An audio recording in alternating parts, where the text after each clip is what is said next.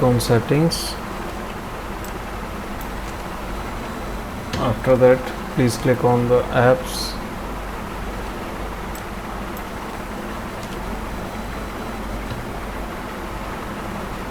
Now search on the application Adda 247. Now click on this application. After that, when you will click on this application, click on the storage option. Now open the storage. Now make clear cache of this app. After this, make clear data of this app. Then it is showing all of this application's data will be deleted permanently. This include all files, setting, accounts, database, etc. Now click OK.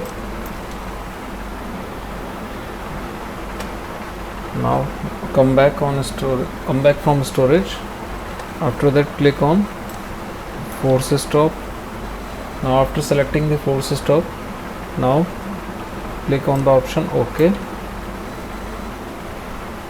Now back. Now your problem has been resolved. Please restart your phone. After that, your problem will be solved.